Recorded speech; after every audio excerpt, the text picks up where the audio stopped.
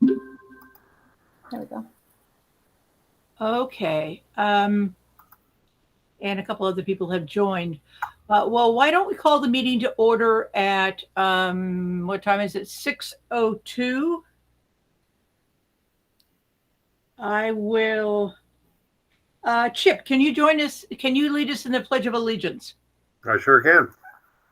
If everyone would follow along with me, will start. I pledge allegiance to the flag of the United States of America and to the republic for which it stands, one nation, under God, indivisible, with liberty and justice for all. Okay, let me take roll. Benita, you are here? Yes, I am. Chip Kohler is here. Here, yes. Carla Cox. Here. I'm here. Kathy Lang, Vice Chair, acting as Chair today. Siv? No. Susan? I'm here. And Paul Whitman? Okay.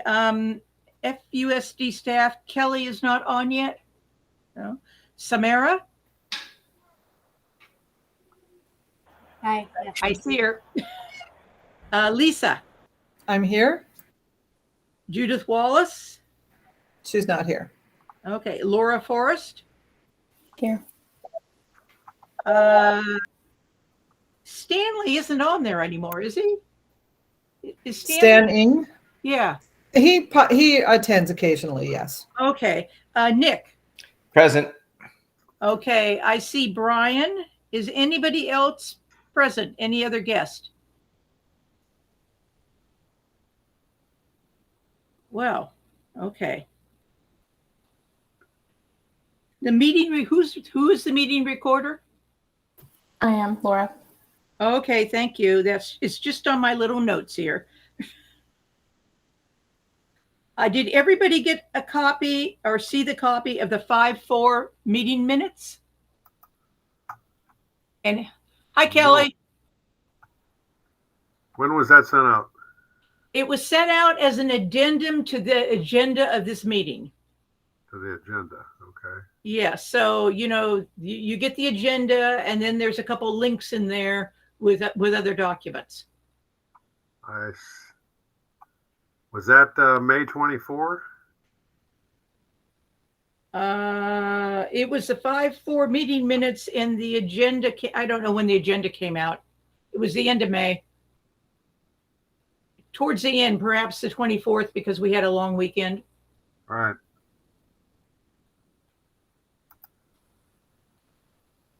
It was actually sent out May 27th, that Friday. 27th? Friday the 27th. Yeah. So did people have a chance to review it? I haven't. I'm still looking for it. You haven't. I tell you what, we have done this before. Why don't we bump it down a little bit further and people remind me to come back to get an approval or whatever. We're at the oral and written communications portion. Have we received any written communications from anybody?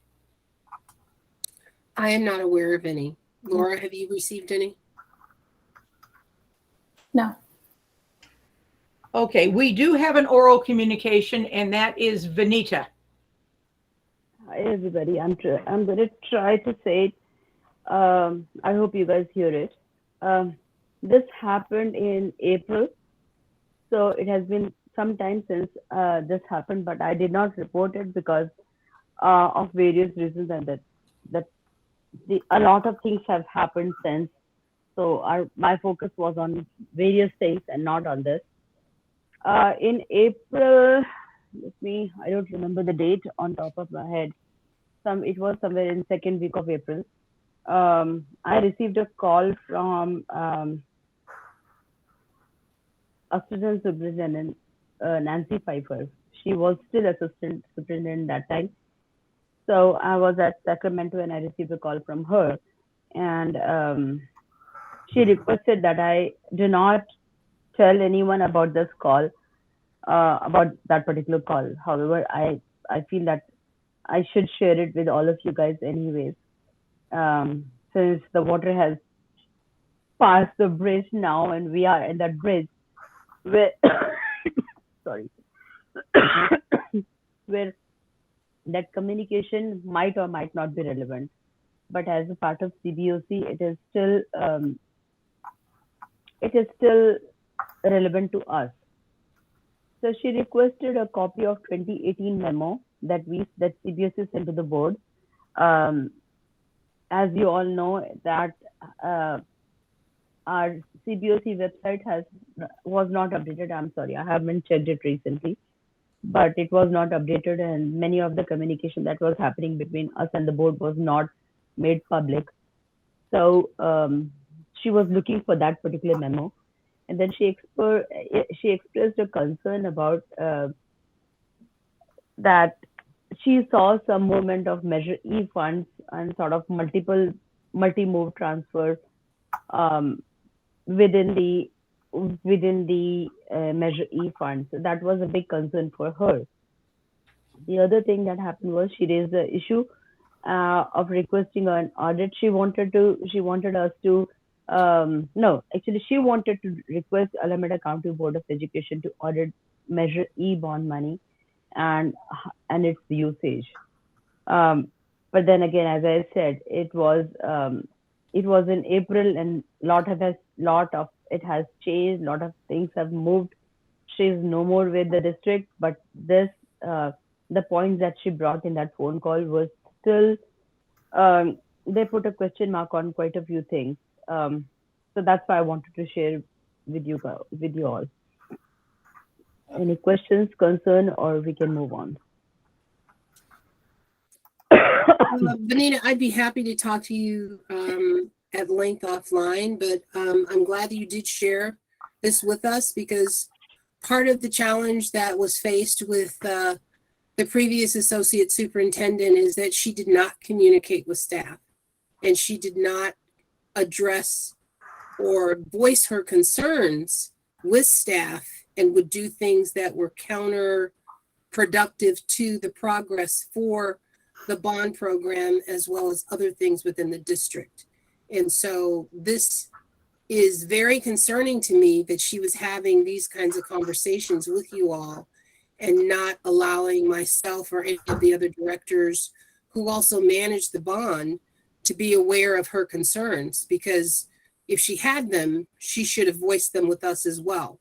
And she did not. And there were some things that we voiced our concerns about to the superintendent as well as the board, which then precipitated the ultimate, I guess, action that you all see right now, is that she is no longer with us. So it's very concerning to me, and it's very telling as well. But thank you for sharing that with us. So I did ask her if she had raised those concerns with superintendent, and the answers I received from her were not very encouraging, and I wasn't very happy about whatever she told me at that point. I don't know how much I can share about it, but she was not very. The answers I received from her about the communication between her and the superintendent were not very encouraging by themselves. I think the important part is Vanita has told everybody that there was a public communication that she received that had something to do with the CBOC, either legitimately or not legitimately, and it should be a matter of record within our thing, I believe. Yes, thank you, Kathy. Yeah. Any other public communications? Yeah, I do. I have one also, very similar to Vanita. Nancy called me also, maybe the same day or a day or so later, and expressed her concerns, likewise that Vanita expressed. She asked me specifically for a copy of the letter that we wrote to the board and the superintendent about about the change in the contingency funds, like 2 years ago.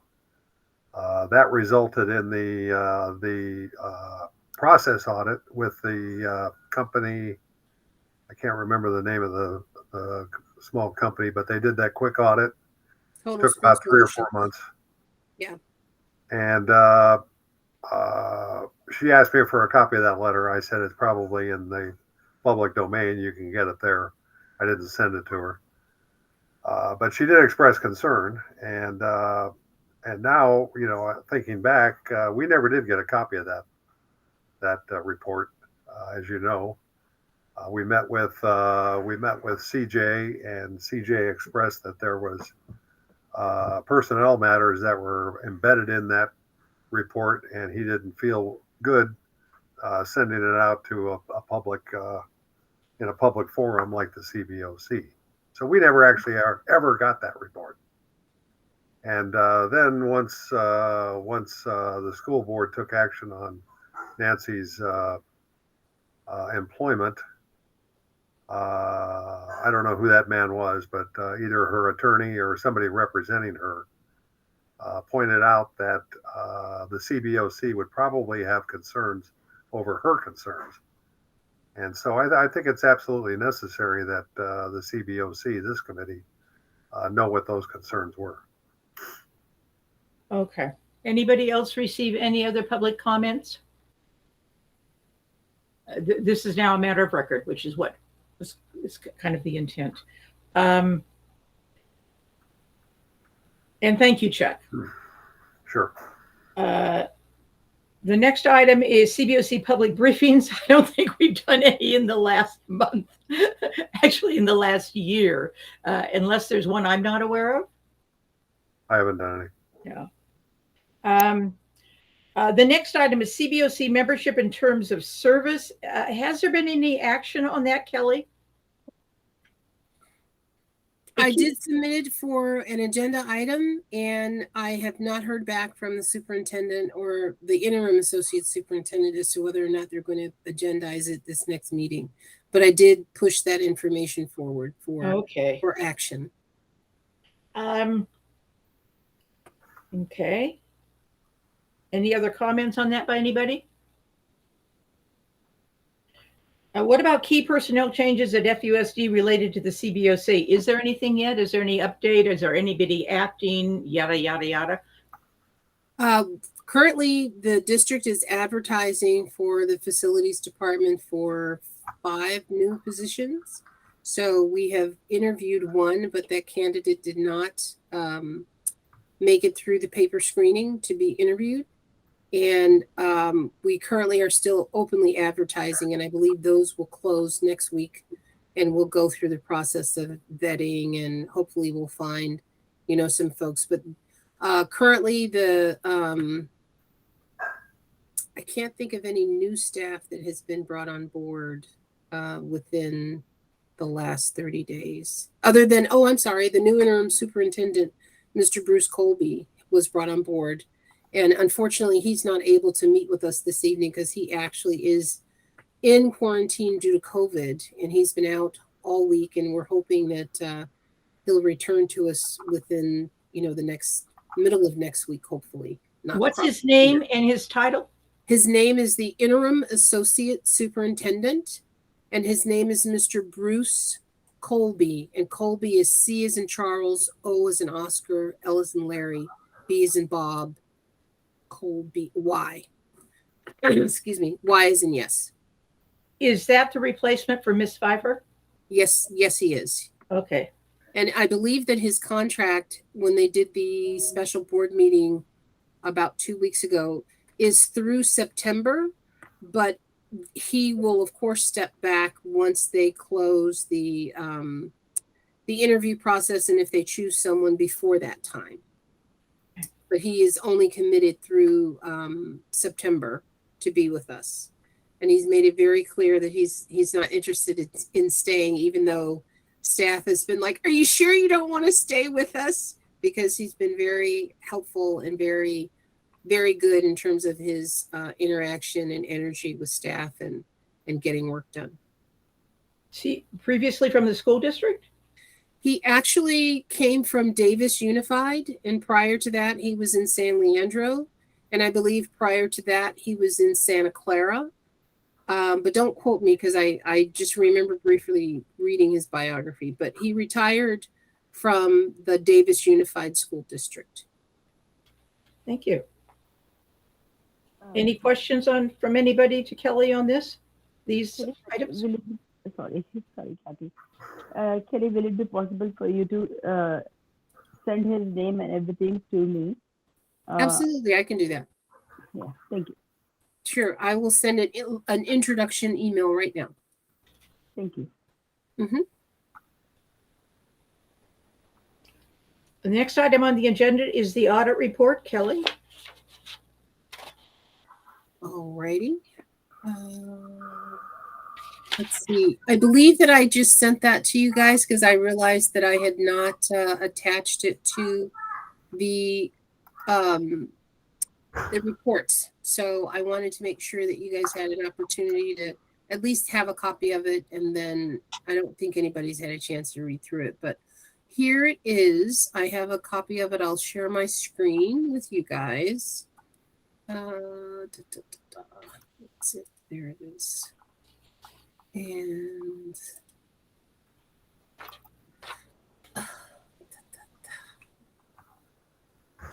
can you guys see my screen yet? No. Can't tell. Okay. Let's see. There it is. Excuse me. Can everybody see it now? Yes. Okay, it should say financial and performance audit, general obligation bond measure E.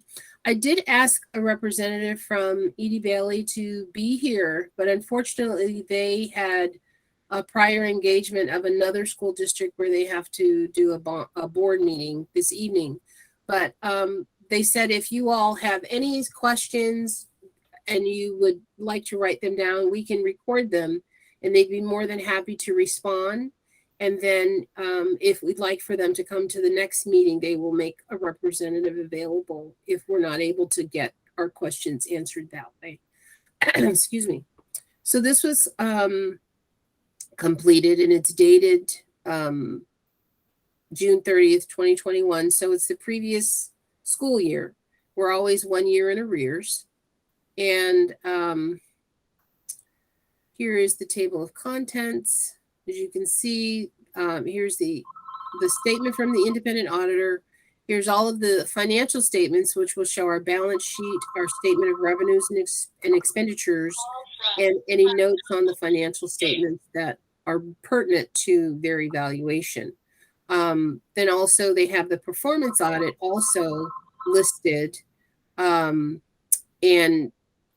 you can see the authority of issuance, the auditor's report on performance, authority of issuance, purpose of issuance, authority of the audit, the objectives of the audit, the scope of the audit, the methodology, and their overall conclusion.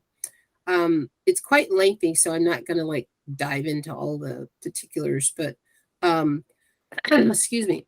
Here it states that they've audited the financial statements for FUSD and the Measure E General Obligation Bond. Kelly, your screen is not scrolling. You're still on the first page on your screen. Oh, am I? Let's Yeah. see. Let's see.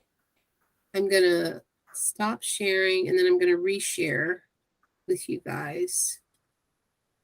Let's see. Kelly, this is Carla. I just want to also make sure everyone knows this is the same document that we all received in the mail as a hard copy, correct? Yes, it is. Okay. Yes, it is. So we all should have a hard copy of it if we needed to look at it. Okay. Now, are you guys able to see it now? And is it scrolling? Yes. Is it moving? It is moving? Yes. Okay. So, as Carla stated, this is the document that you guys did receive a hard copy of, and it is through our fiscal year ending June 30, 2021. As you guys know, by law, we are required to have an annual audit of the bond, and the auditor is actually solicited and chosen based on a bidding process annually. And so Edie Bailey, I believe the last time we did this, we usually have 1 or 2 year contracts that we keep in place so that if, it's a busy year or things happen, we have another year that we can actually still utilize their services. And if there's other information that we want from them, they're able to do. So this is the second year of their contract that we employed them in 2021 to do this. Excuse me. And as you all know, I'm going to scooch to the good stuff. So here it says, in their opinion, the financial statements referred to the above present fairly in all material respects the financial position of the Measure obligation bonds for FUSD as of June 30th. The changes in the financial position for the year end are in conformity with the accounting principles generally accepted in the United States of America. So in layman's terms, it means that we followed best practice and that they found no issue with how we were documenting our financials. This lets you know that we're following the government auditing standards and that all of the reporting that Fremont did fell within those standards and within those control measures that are implemented in those best practices. Go back, please. That report that's dated March 18, 2022. Is that an attachment to this report, or where is that one? I believe that it is an attachment, like an amendment to this one. So when we scroll to the end, it should be there. Otherwise, it will be a separate attachment that I can send to you guys. Yeah, I don't think I've seen that one. Okay. Let's see. I'm going to scooch forward. So here is the balance sheet, basically. So here's our assets. So right now, our deposits and investments for fiscal year 2021 was $214,999,362. We had $441,950 in accounts receivable, and we received $32,554 from other funds. So that left us with total asset balance of $215,473,866. When we look at our liabilities, we had $9,667,413, and we had $510,222 due to other funds, for a total liability of $10,177,635, which left us with a fund balance of $205,296,231, and a total fund balance of $205,296,231. So when we look at our total liabilities and our fund balances, our grand total is $215,473,866. And excuse me, there were here's our revenue statement that shows local income of $1,048 and our interest income of $3,499,539 for a total of $3,500,587.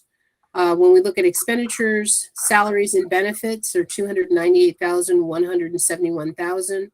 Supplies and materials are $141,069. Contracted services and other expenditures, and contracted services are like our attorneys or our bond counsel or our, this particular audit firm. Those kinds of things are considered contracted services. So that was $986,268. And then our capital, excuse me, capital outlay is $50,126,249 for a total expenditure of $51,551,757. And deficiencies of revenues over expenditures gives us a delta of $48,051,170. So here we're listed our other sources of funding or proceeds from our bond issuance. We have $126,500,000. We have transfers in of $12,924,767, with our net financing sources totaling $139,424 and $1,767. So our No, net. you don't yes. need to read all the numbers to Oh, us. okay. Okay. What were their findings? What were their issues that they So determined? their findings were, let's see, I think it's the last page. Let's see.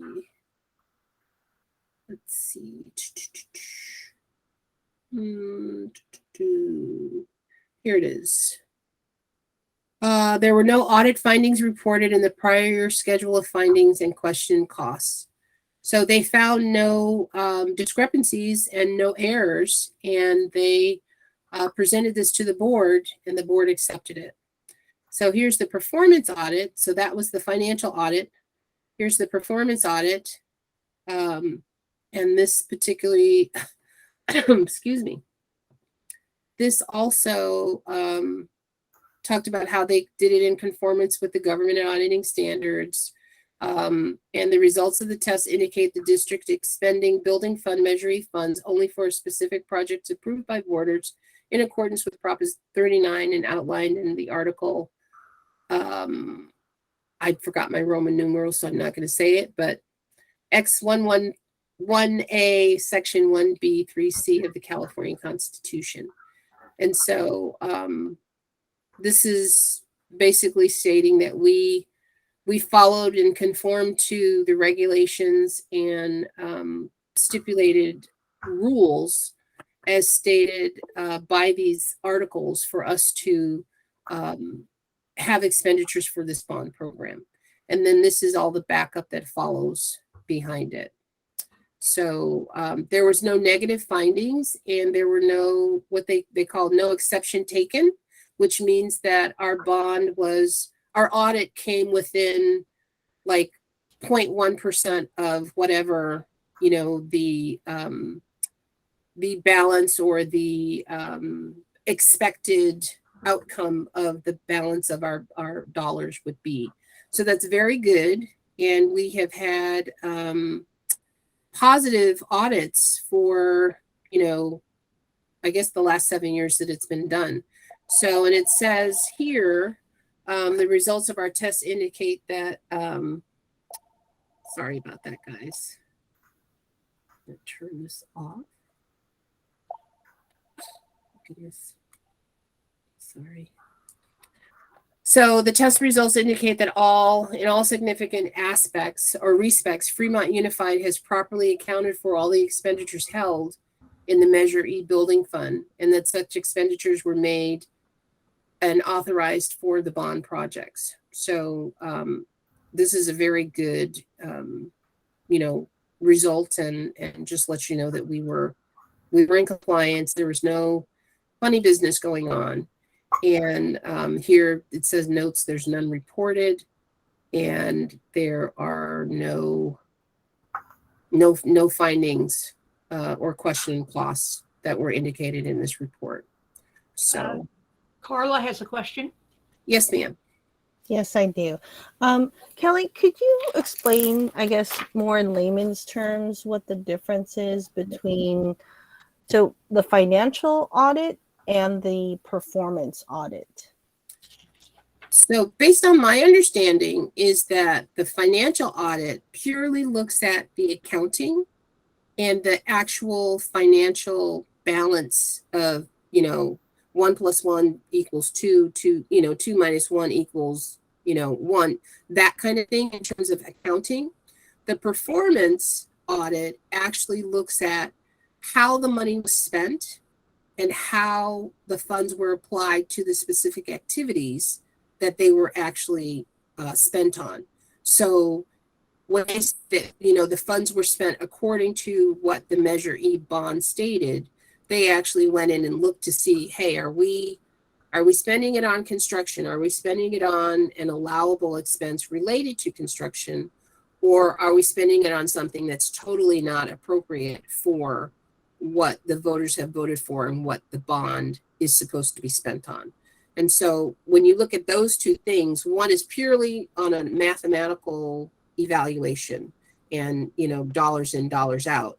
And the other is actually looking at how those dollars were applied and what activities actually were performed with those dollars. So I hope that's helpful and simplified for you. I have a really stupid question. Sure. What is the connection between the audit and the performance thing we just saw, and I'm sorry that Siv isn't on this call because he's kind of our audit guru in many respects. He asked some questions that were answered both by, I think, Lisa and you. Mm-hmm. What is the connection between? Has there been a meld between that report and the questions he asked against this report that you've just gone through? Lisa, do you want to try and take a stab at that one? Since I've been talking so much. I'm not sure what responses, what audit report you're talking about that he's referring to, and then his questions. And well, I believe that he's actually talking about this one. And if you remember, he asked us about 4 or 5 questions that we answered with regard to.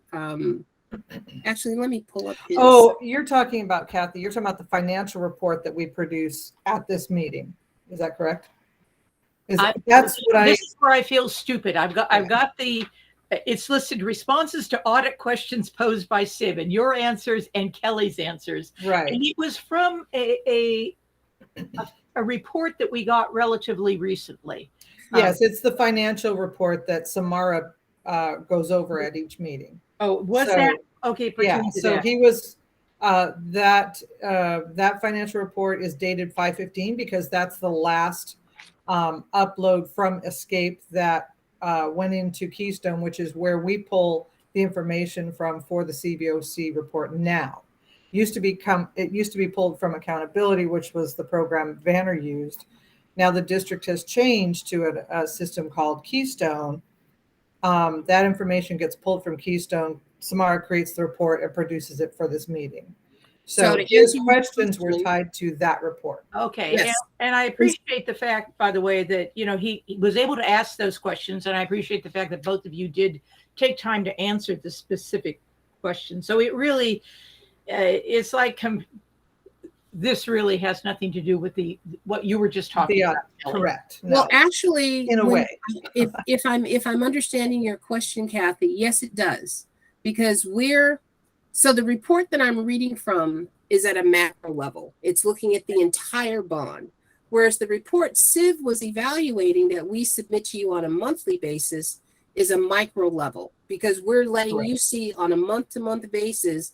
These are our expenditures, whereas Edie Bailey looked at everything that we expended and scrubbed the entire year on a very large sort of scale. Whereas what you guys were looking at and what you receive monthly, it's a very granular report that lets you see these are where all the dollars are spent on a project by project basis, and not just as a whole of a fund, but each project has expenditures. So right. So it's more of a monthly status update of the overall. Correct. So they do correlate very much. Yes. Thank you. And I see Carla has raised her hand. Hi, yes. And I just want to clarify that when they look at when Edie Bailey does their audits, they take a sample, right? They don't, I think, what is it on page 20? It says our sample includes transactions totaling 38 million, etc. And this represents 74% of the total expenditures. Mm-hmm. So it's not, so so it is a sample that they actually do random sampling. So they'll take the entire download of expenditures and randomly just kind of, blindly just pull numbers and then evaluate how that was created and how those dollars were expended. And so over the course of the entire bond, that's how they come up with that 74% that they've evaluated. Yes, Chip, I see that your hand was raised. Yeah, I think I've read 3 of these audit reports now, 3 years in a row, and they basically say the same thing each year by year. The numbers change because the numbers change, but sure, basically the verbiage is the same, and it's a rosy picture in the end that there's no audit findings, there's no suggestions, there's know anything. And then on top of that, we have the incidents with Nancy leaving the school district and her concern about some finances. Apparently, we don't know what those are because we haven't heard. But in her statement that her attorney made, he felt the CBOC would be concerned about her concerns. So I'm kind of curious as to how we're going to approve this audit report without knowing more about Nancy's concerns. Well, unfortunately, I feel very much at a disadvantage because, she never had conversations with myself or Lisa. I'm referring to the public comment that was made by, I guess it was her attorney.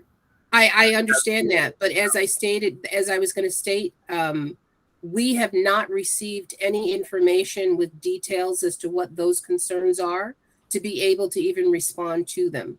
And the fact that she contacted you all and asked for something that I had already given to her 2 times already, it causes me pause and concern that there was possibly something else that she was intending to do that never came to fruition because I wasn't aware of her concerns.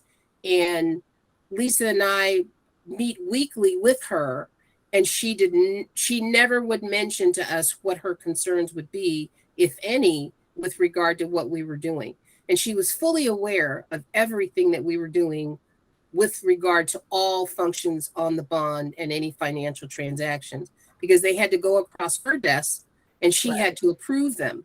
So for her to say that she had concerns about them, but continued to allow us to do our jobs and execute those financial transactions, it causes me pause and wonder that, is really everybody's hands on the table, or was there something else going on? But I don't know, and I'm not at liberty because no information has been given to us to be able to respond to that. Okay. Yeah, that may be that you don't have it, and I have faith that you don't, but somebody does. Carla's got her hand up, Chip, and she may be able to add something.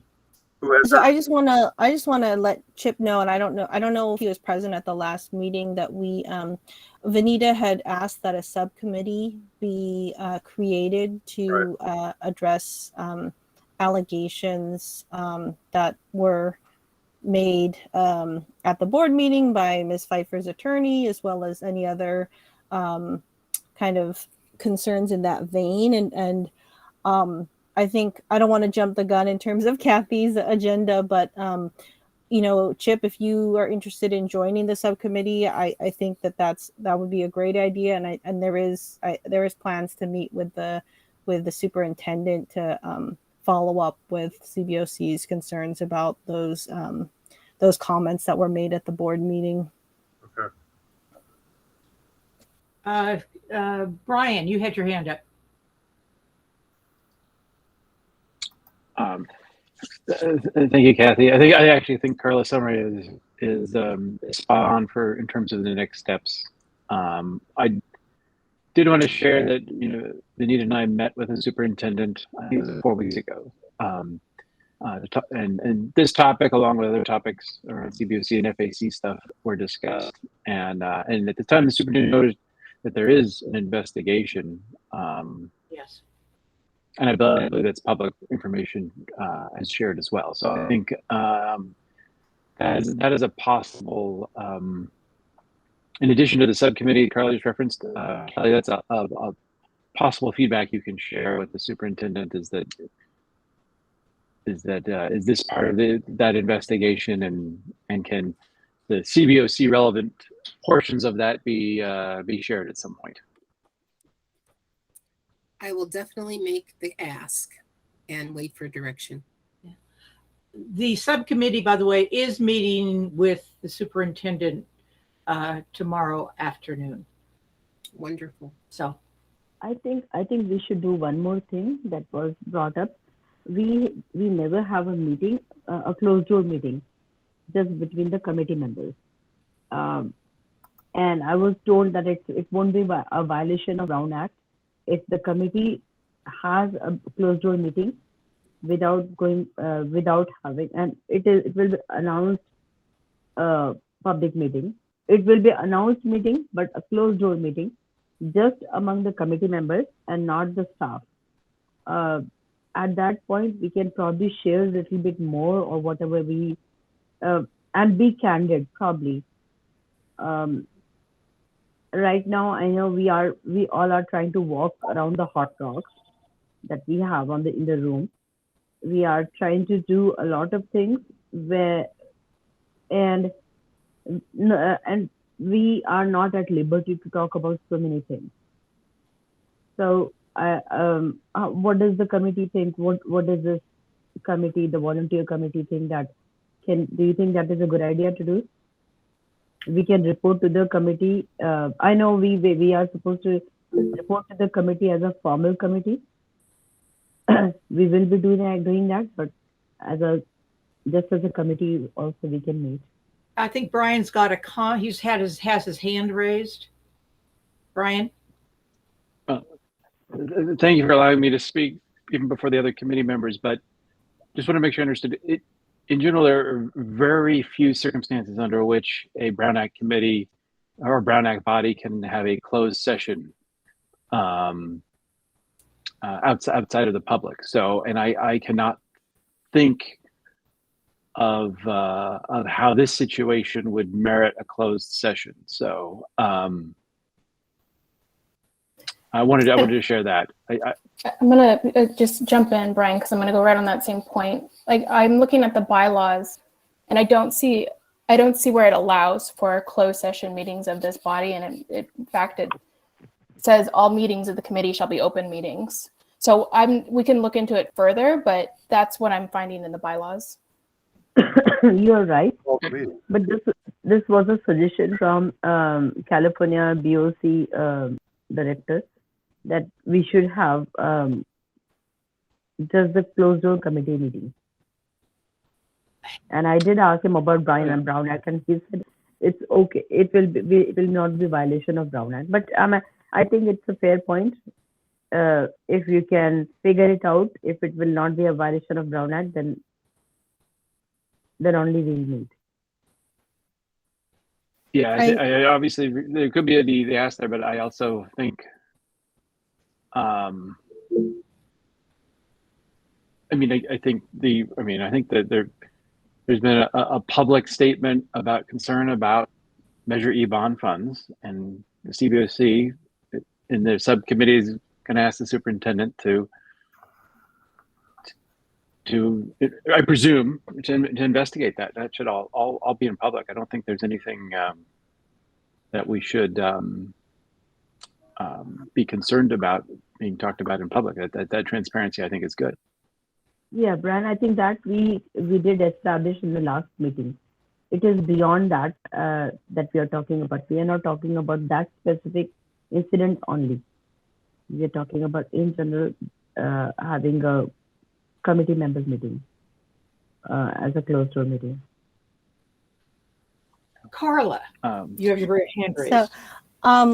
So I think we might be getting ahead of ourselves, kind of a little bit, putting the cart before the horse, so to speak, in terms of whether it is something that is necessary, and even if this is something that we want to potentially look into more, if it is possible or not possible. But at the same time, I don't even know if it's a necessary topic at this point. So I suggest we just kind of move on and kind of look at it later if somebody actually thinks that it's necessary, which I don't think at this point. Yeah, I was going to say, why don't you guys go ahead and meet with the superintendent tomorrow and see what information is developed from that conversation, and then that maybe may direct your path as to what you guys want to do next. Yes. Okay. Who is in the meeting tomorrow then? The subcommittee and the superintendent. And I don't know who the subcommittee is. The subcommittee was appointed at the last meeting. It is Vanita, Carla, and myself. Okay. And I'm happy if Chip would like to join us if he's interested. I don't know if that's something he's interested. We are limited on the subcommittee to the numbers 3. numbers, yes. Yeah. So, You have too many people get on the subcommittee, then you probably do have a Brown Act problem. But yeah. Can we move on? Which I think is the long-range facilities plan. Yes, ma'am. So unfortunately, I was not able to get our consultant to join us tonight because he also double booked himself for another engagement, but he did provide me with his presentation that he wanted to share with you all and walked me through. And I'm going to try and keep it to 3 minutes because that's what he said it should be. And then if you all have very specific questions, we will definitely take them and he'll be more than happy to answer them and come back to our next meeting if that is something you all desire. He is going to be at the FAC this evening. So if you wanted to join that meeting and actually hear directly from the consultants, you'll have an opportunity to do that then. But they weren't able, as I said, to do both of our meetings this evening. So they confirmed for the FAC, but not for CBOC. But let me go ahead and share my screen with you all. And I'll walk you through what they have shared with us. So, sorry about that. Can you guys see my screen? Yes. Okay. So this is just the cover. Let's see. This is the, sorry. So these are the goals and objectives of the Long Range Facilities Master Plan. And we kind of went over this before. And it basically is a summary of all the needs that the bond will fund due to changes in demographics, changes in total enrollment, changes in the education program, types of programs, space utilization, the actual physical plant and condition, and then of course any community and stakeholder feedback that is given to them. The known. Kelly, is it possible for you to be in the presentation mode so the screen is a little larger? Let's see. Don't ask me how to do it, but I'm going to see if I can do this because it's a PDF. It's not a PowerPoint. So I'm not sure. Go to the right side of your screen next to the pictures. Do you see where there's that little triangle pointing towards those words? Go down. Triangle. This one? Next to the photos on the presentation. On the presentation. Okay. Yeah. Do you see a triangle just to your right? Just to my right. No. On that gray strip next to the scrolling bar. Right here? Go over to the right here. just a bit. Yeah. Oh, okay. Gotcha. Does that help? Thank you. Okay. Thank you, Laura. So the known issues are from FUSD is that we have predicted student enrollment level off and decline. We have deferred maintenance issues that are priority for HVAC and roofing. We have to make permanent changes post-COVID, and we are looking at implementing the all-day kindergarten. So, and remember with this study or this survey that they're doing, it's an update to the master plan. It's not doing it completely over from scratch. So that's one thing that they've tried to stress because people are like, oh, we want something totally new. They're like, no, we're just updating what you guys have already accepted and improving upon or clarifying information that no longer is valid. So our here is the primary stakeholder groups. You've got your educators, your maintenance and operation folks, and your community engagement folks. The process that we've been going through over the last year is that people complete the questionnaires. They actually go to this website, and there's a link for them to actually log into, register, and then a series of questions are then popped up for them.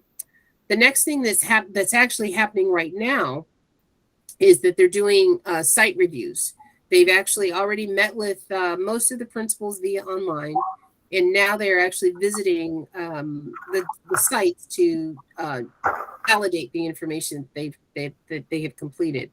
The next thing that's going to happen within the next 3 months, i.e. now through the summer, is they're going to complete their interviews with all the principals and kind of drill down into the details of some of the information that they've gathered. And then they're going, then they're going to, I'm going to hide that. They're going to update the site profile, which means they're going to take whatever site that they have evaluated and actually update it with new photographs, new information with regard to how things are deficient or if things have improved since the last master plan. So here's the website information. I'm not going to go through this. I want to get to the other things. So here's a copy or a sample of the survey tools. It's in Google format, and it, as you can see, it asks people to identify the general site conditions, if there's any physical conditions on the interior or exterior that they want to identify, and they actually are ranked 1 through 5, being 1 being the poorest and 5 being the best. Excuse me. Then the current status. So here we were. Let's see. I think I'm going too fast. Why did it? Oh, okay. So as of June 1st today, we have 87% of our sites have now been set up in the system. So 40 sites of our 43. 70% of our school sites, or 32 sites, have designated their stakeholder teams. And we have 43% of our surveys completed. So we have 19 campuses that have completed their program information. Our maintenance and operations team at 22 campuses, or 48%, have completed their surveys. And we have community questionnaires at 18 campuses that have been completed. And those community questionnaires have been sent out to, I believe, the PTA and the site councils at each one of those sites. And I believe they also, the principals have polled, I believe there's like individual parent groups at different sites that have also provided information, but I don't have the details as of yet on what that community questionnaire is comprised of. And then we have the site surveys, which are the physical site maps and building locations and physical documentation of sites. We have 11 sites that have been completed, and we have site interviews are starting, and 1 has been completed and 1 has been scheduled. And after talking with Mr. Davis today, he said that I do believe they have about 15 scheduled next week, because they wanted to make sure that they got with the staff and teachers before they left for the summer. So here is our current status as of 4/1/22. Yes. Renita has raised her hand. Oh, I'm sorry. I couldn't see you guys. I'm sorry. Go ahead. That's okay. I understand you can't see it. Just Okay. Google is funny. So my question was, is it site specific? The question is that you are talking about, is it only coming for those specific site parents, or is it a survey throughout the district? It is a survey that went throughout the district, and as the information comes back, that then produces more questions from the consultant that then turns that survey into a very site-specific survey based on conditions at that specific site.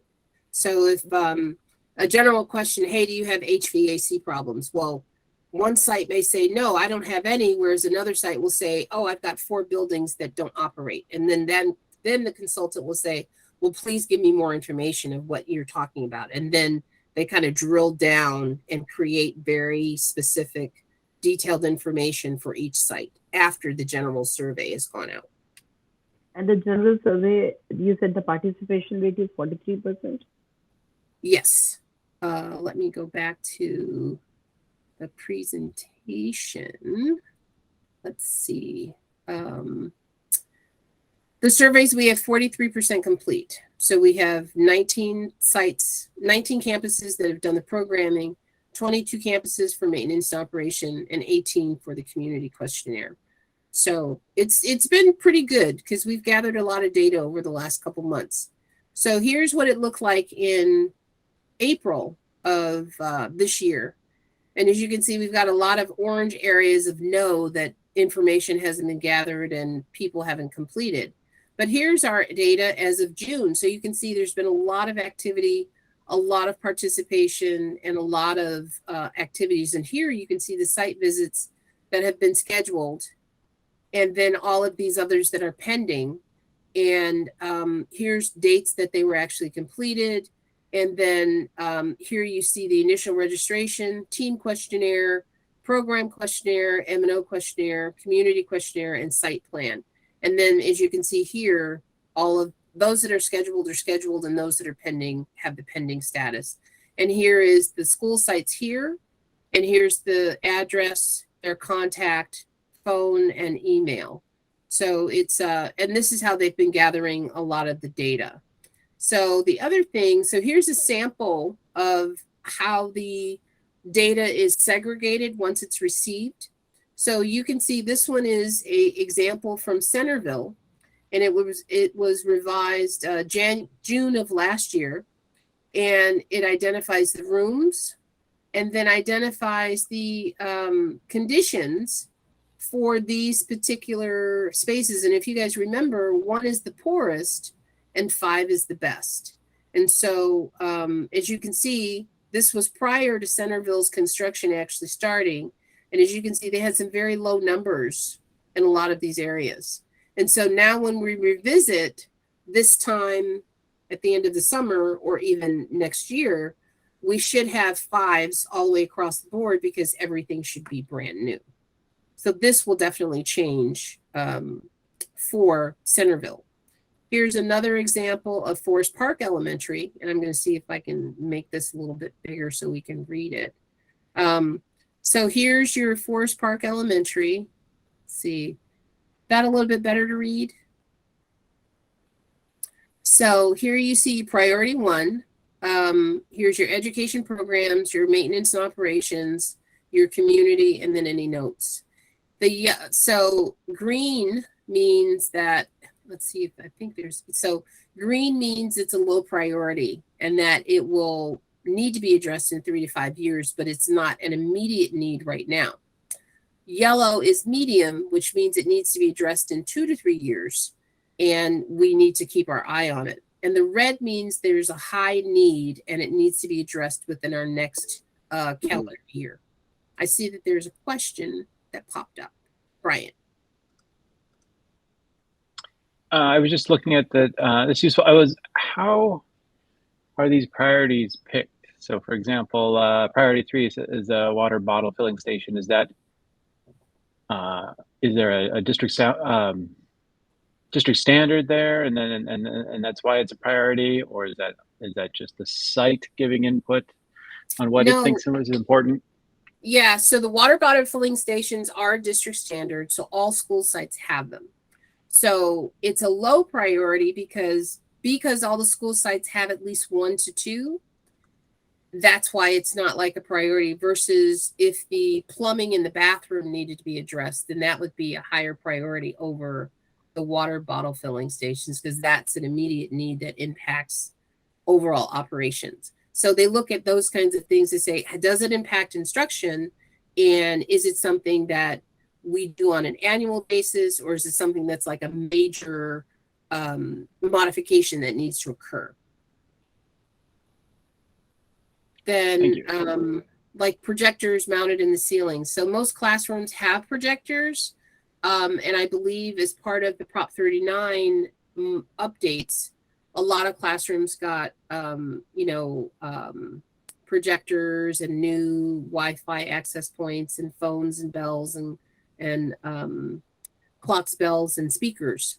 So those then fall on low priority when we're looking at evaluating in this sense, because now everybody has it and it's no longer a dire need that needs to be addressed across the board.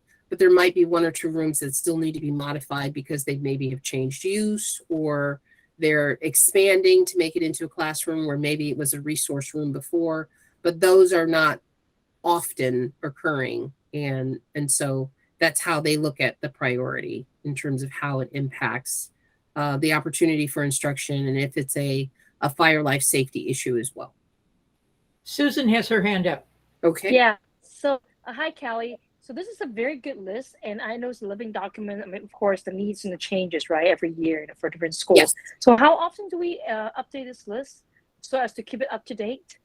So the master plan is updated every 5 years. So we're in the middle of, we're actually past our 5 years. We're in our 7th year. So the next time this will be updated will probably be, let's see, if this is 22, we'll probably do 20, 25, 26, because we started this in 2021. And so, but in terms of site by site, there's always an updated list of needs that occur.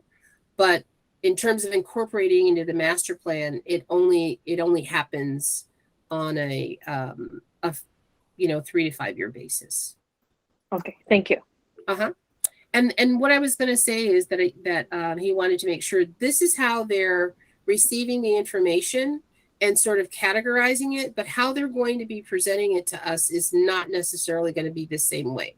So I wanted to kind of keep going through. So here's another example of Forest Park.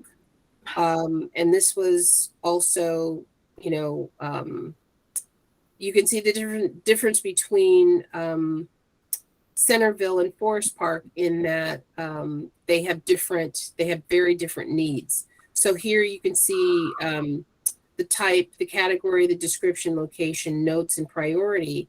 You can see the Innovation Center is basically a low priority because it's unclear. It says here in the notes, unclear on requests. Current end users don't know what this is. So they have to kind of dig a little deeper, but for the sake of them categorizing it on initial receipt, they go ahead and categorize it as a low priority. Here you can see they identified as a high priority as outdoor shade structures in the lunch area. And it says need additional shading devices over lunch area. And they listed it as a high priority. So after they have done their evaluation, they're actually going to have costs associated with each one of these things as they've been identified in this list. So that's another really cool thing that will happen is that as we're gathering this data and we're making this, we're going to be developing real-time estimates and categorizing these things with real-time dollars so that we're very current and aware of what our financial impacts are for some of these changes. Chip has his hand raised. Okay. So since you just mentioned that, none of this is Measure E funds, right? I'm not sure I understand your question. All of this is kind of after Measure E is done, and these are new priorities, new projects, new issues that need to be addressed. So correct. And so how will these be funded? Well, it's my understanding that the process that school districts go through is that, you have your first bond measure that's passed, and that's usually based on your initial master plan. We, of course, had our bond passed, and we utilized our original master plan. Now that we are updating it and identifying new needs, potentially there's a need for us to go out to the voters again to get more bond dollars to actually accomplish some of these things. And so this now gives you the latest and the greatest current information to go from, as to know that you're on point, on track with, you're not backtracking over the same thing that may have been addressed already in Measure E, and it can be incorporated into whatever your new measure may ultimately be in the future to be able to pay for these things. Okay, thanks. So it'd be nice if the state with all the surplus would give us like a lot of money, but I'm not going to hold my breath on that one. Well, how about the feds? Yeah. I mean, where is all the federal money going? Pigs don't fly. Well, that's another conversation, so let's not digress. So yes. Here is another example. So this is from your 2015 plan, and they showed us this to show how they are modifying and kind of updating and taking the old information, and as they go out to the job sites, they identify, what is what's changed or what is different than what was identified in 2015. And as you guys can see, there's like temporary structures here that are not shown in the 2015 plan. There's a maker's lab that's going in this space. There's a new classroom wing that's actually physically here now that wasn't there in 2015. And then there's this structure was actually torn down right after this master plan was completed. And I heard a little ding. So does that mean somebody's raised their hand? Yeah, this is Kathy. Okay. Since we are now at 7:05 and we still have a number of things. Okay, I'm going to finish up. I'm just wondering if you could maybe share this with us as a document or something. Absolutely. If that's how other people feel, that is just a suggestion I am making. I've only got maybe 2 more agree. slides, so I'll be done lickety split. So here are some existing conditions of photographs that they take when they come, and as you guys can see, they're pretty telling in terms of what the photographs show us. You can see the buildings are not in the best condition. And then here are outline of the next steps. So they're going to complete the data collection by July 1st. They're hoping to validate the interviews by September. And they're hoping to have a rolled up, compiled overall sort of draft of the master plan by the fourth quarter of this year. And so that way we'll be able to see all the data that's been collected, all the priorities will be identified. And then that's when we will start having further review, input, and participation from all of our stakeholders as we decipher and begin to evaluate the information. So with that, I'm going to stop sharing my screen. And if you guys have specific questions, please feel free to send them to me, and I will make sure that we get responses for them. I will go ahead and also send this. Actually, when Laura does the meeting minutes and attaches, we can just go ahead and attach this presentation so that everybody has it as part of the record. So, okay. Yeah. Are there any questions right now? Okay, then let's move on to Measure E budget report. Samara, Lisa, and Kelly. I'm going to turn it over to Lisa and Samara to so eloquently go through their very well prepared information. Lisa, Samara? Yeah, Samara's bringing her report up. Can you guys see it? Yes. Okay, great. Okay, so good evening. This is the financial update report. Samara, we can barely hear you though. Can you hear me now? Yes. If you just turn up your volume, we should be able to hear you okay. Okay.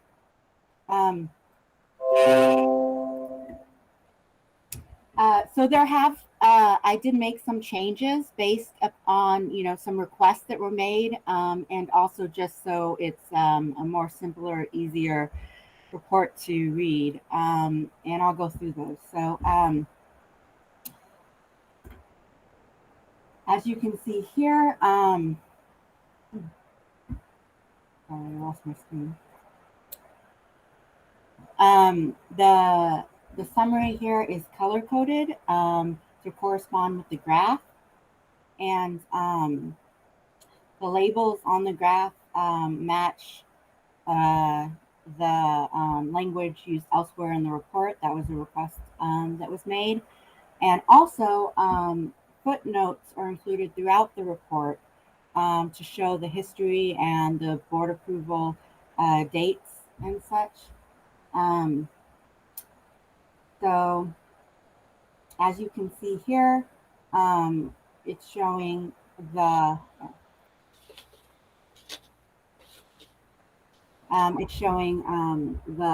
revenue received 82%, the encumbered 76%, and the remaining budget 24%. And go. Samara, what does the word encumbered mean?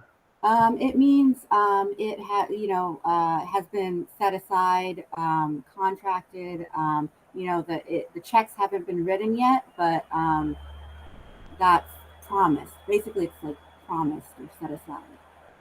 So it's not the actuals; it's the actuals plus commitments. Correct. Okay. Are the actuals in this report anywhere? There are I did another change I made is I added a monthly expenditure report, which shows each, expenditure, each check that was issued for, for the period of the month. And so I'll show you that. Okay, I'll wait. I can go to it now, but you go in the order you want to go. I'll wait for that. Okay.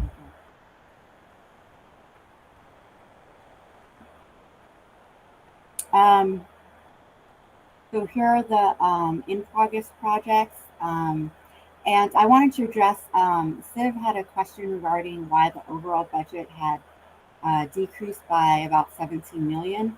That amount represents the OPSC state funding and E-rate. These are funds that have been separated from the overall budget. That was a request by the previous associate superintendent. And now a board agenda item is being created to formally put those funds back in the overall program contingency. So I just wanted to clear that up.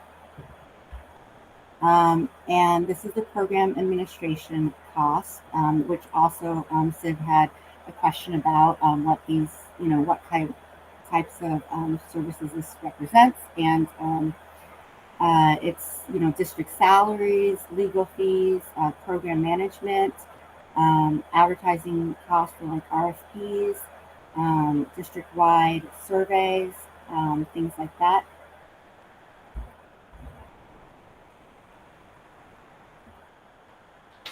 There are the closed projects, nothing's really changed here. But I did add, some footnotes that were in the previous report to track the history.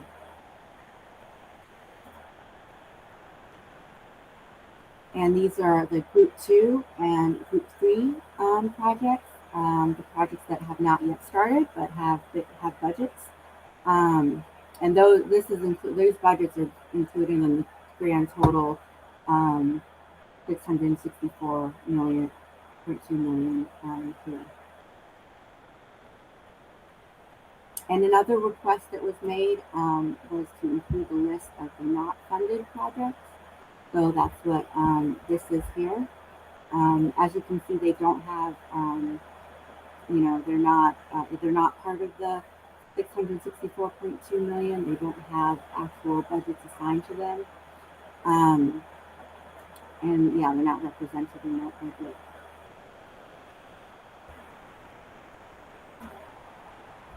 So this is the expenditure report.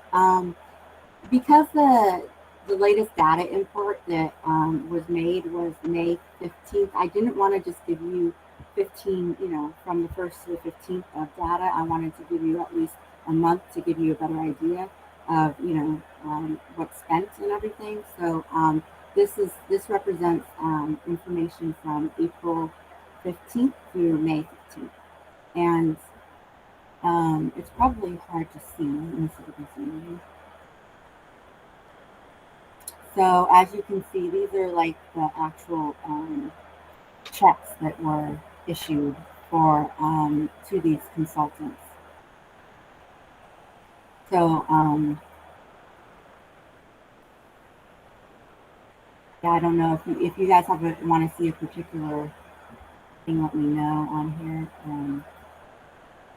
So basically, just list out the firm and what type of service it is, and the fee, the payment. So Samara, Vanita had a question. Oh yeah, sure. Thank you, Kathy. Thank you, Samara. First of all, I should say thank you very much for adding this to the financial document, because I was Lisa, maybe you want to put your laptop on mute. So Samara, can you mute yourself? Oh, my. Thank you. So first of all, that I must thank you for that, because this is the document that we really need to see every month. And then when I look at the document, I did see a few things which I did not understand. Maybe you can maybe teach us and tell us what exactly they mean. On the first page of the financial expenditure, is that the first page?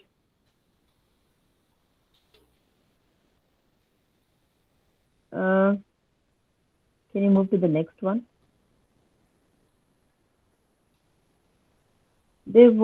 I did not understand a few numbers that were there, and it Give me 1 second. I think I'll open my own document, but I don't see it in this particular document. The one you shared with us, and can you move further down? Okay, this one. I see under construction activity, and there is the activity date. Say, for example, going to 426, you have the warrant number, which is exactly the same. You have the description, which is exactly the same. You have SAC code, which is exactly the same. And what is the next number? Why are there two different numbers if they're on the same date? You're muted, Samara.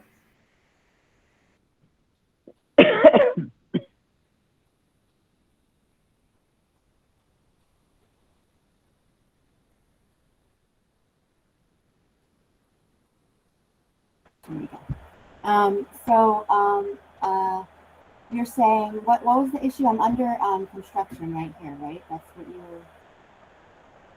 And this is the activity dates. I'm not with the issue. So looking at April 26th, and there are three for April 26th, and looking at the second and the third line, they have everything same except for the main construction cost. I think, I don't know what that is. Is that a check that you wrote? Yeah. What is it? So this is what I'm assuming that this is the payment to the contractor, and this is the payment to the escrow, the retention, and those are two separate, transactions. Two separate checks are issued for that, and so, or it could be, I can't remember if they have escrow, if it's just retention, but if it's just retention, then it's the same type of thing. It's, the contractor won't get, the 5% is held, and that's what the 107 number is, and then the actual payment to the contractor is the $2 million here. That still does not make me understand enough why there are two different numbers for the same SAC code, for the same description and fund code and everything else, and the warrant payment, if I'm not wrong, it must be the check number, right? Samara, I'd like to try and answer. So Vanita, when these payments are issued, they're coming out of the same fund. So they're going to have the same code and transaction number with the delineation of the last four digits. As she said that there is, one is like 107 and the other is like 490, whatever. I can't see what the exact numbers are.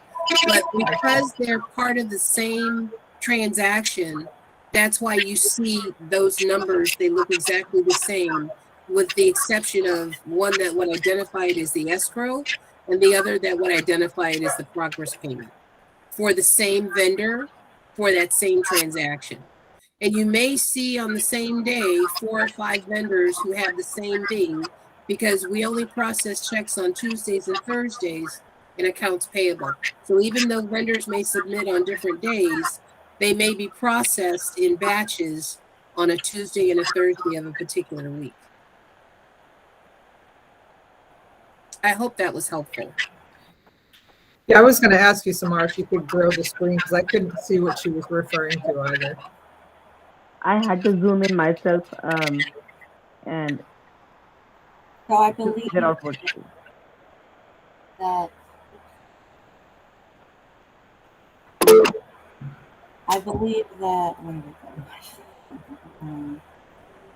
yeah, Kelly's description is correct. It's one progress payment for the contractor, but yet the 5% is withheld from that progress payment. So it's showing going in on the same warrant, but there are 2 checks cut. One goes to the escrow company, one goes to the contractor. That's what I'm assuming it is, and yes. I just think that because they, this has to assign a number to it, that it just, yes, that's what that is. That's Rodan Builders is the contractor. So that's and his it's not progress that payment for the they're month. yeah, it's not that they're just assigning it. It actually is a separate transaction. Correct. And it's tracked as escrow. So we get also reports from the escrow company that we audit every month to make sure that those transactions basically balance out to what we have also stated should be in the escrow account. So there's always multiple checks and balances on these types of transactions multiple times during the month. So that's what that particular item is. And you're going to see that for Rodan, you're going to see that for Block, you're going to see that for Lathrop in the same kind of scenario where they have their progress payment, and then we actually separate out their escrow payment, which is their retention, and it's on the same transaction, but it's two separate checks that one goes directly to the escrow account, the other goes directly to them as a payment. So just to clarify, I think that I need to look it up, but I think Rodan might not have escrow and it's just a retention. In that case, that's why the numbers are the same. But if you look at Lathrop, they have an actual, they have separate warrant payment numbers because one check is going to the escrow company, the bank, and another check is going to the contractor. Gotcha. Carla has her hand raised. Yes. Carla? Thank you. How easy or challenging would it be if we wanted to just randomly select one or two warrants to actually see for our own benefit what the invoice says in terms of how much the invoice is, and then the actual canceled check in terms of it. If we wanted to kind of do our own little checks and balance, how easy or difficult would it be to get a copy So actually, of? Carla, that's a great question. So one of the beautiful things about this new software that we have, actually, Samara, can you mute yourself again? Yeah, There's a lot of background noise. So one of the beautiful things about us using Keystone Solutions is that we can actually provide you guys, the CBOC, access to this database. And you can have viewing privileges to actually go in and just kind of randomly look at stuff. So what you're asking for is not unheard of. And we would be more than happy to provide that level of access to you all if that is something that you want. And this is one of the reasons we chose this particular software tool, is because it has the ability to give you all, the CBOC as well as the administration of the district, access to financial information that is not like super accountant-like, where it's just a bunch of numbers that you have no idea what you're looking at. And so we can actually create customized reports that if there's a particular something you want to see on a particular vendor, you can go in, click on it, highlight it. There's a pull-down menu that says, you want detailed summary or like the last 50 transactions. You can click on it and it'll just appear. And all of this information that's put into Keystone is a direct export from our financial system of Escape. That is the one that kind of manages everything for the district. And so I can have us go ahead and set that up for you guys if that is something that you all are interested in doing. I know you're like, oh my gosh, Kelly, one more thing for us to have to do, but I think it would be helpful for those types of questions that you do have for you to be able to see and do that kind of audit that you're talking about. Thank you. That's a nice offer. Yeah, that's an opportunity to give you a view without actually being in the district's accounting system. Yeah. And it'll be in real time, because this is basically updated, I think like every 15 minutes or something. It's pretty fast and pretty accurate in terms of the data, because we've been we implemented it in December, and we've just been beta testing it and doing different things.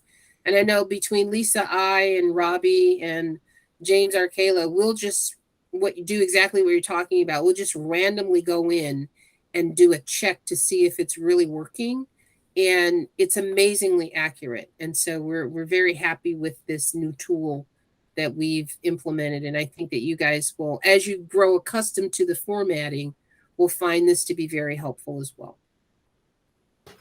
Thank you. Yeah. To Kelly's point, it cycles every 15 minutes and refreshes. However, Keystone only pulls twice a month from the district's accounting. So if there's something recent that you're looking for, it only pulls twice a month. So it cycles every 15 minutes, it refreshes, but you'll see information that was pulled from the most recent, as you can see with Samar's report. They pull on the 15th and the last day or the first day of the month. So it pulls twice from the district's accounting system, but the program itself, the accounting reporting program, which is what this is, refreshes constantly. Okay. Have we finished with this report? Are we ready to go on to the monthly project status report? I've got a question, Kathy. Oh, I'm sorry. I did not see that. I just put my hand up right now. Okay. This is interesting data. I really like it. It shows a snapshot, a pretty small snapshot in time, though.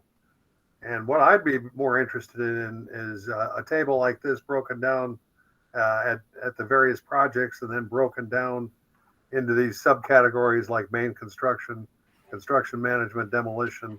I'm looking at Hopkins Middle School, but shows the grand total to date, the actuals broken down like that.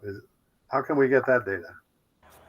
Well, that's exactly what I was talking about, Chip, is that once I give you a login, you can actually go into Keystone and then pull up the project and then ask for a full summary report or a detailed report.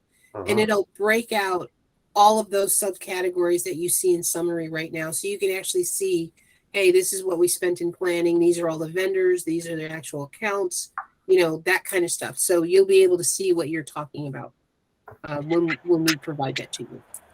Yes, for this report, Will that be next month? Yes, sir. Okay, good. If not sooner. Great.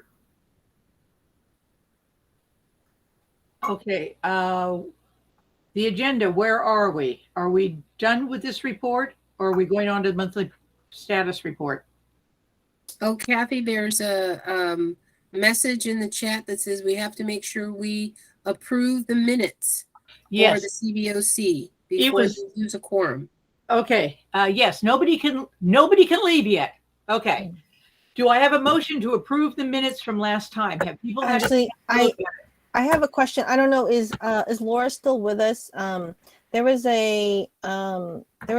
something in the minutes that was kind of like an unfinished sentence. I wasn't sure if we could ask her what it is. It's like 1, 2, 3, 4. FAC to order yet. 4 bullet points down under key personnel changes, and then if you go 1, 2, 3, 3 bullet points from that where it says Chair Verma. Yeah, exactly. Where it just says B, it says Superintendent Carmack welcomed the members to request specific documents and and then it just says the letter B. I have no idea what I meant there. We can go back and review the video, but I would prefer to go back to request specific documents and end the sentence there. Welcome the members to request specific documents. Because that's my recollection of what the offer was for members for next steps for them was to request specific documents. Okay, that's fine with me. On a case-by-case basis. I don't know what I meant, so I can review that and double check. I'm fine with the edit just to request specific documents.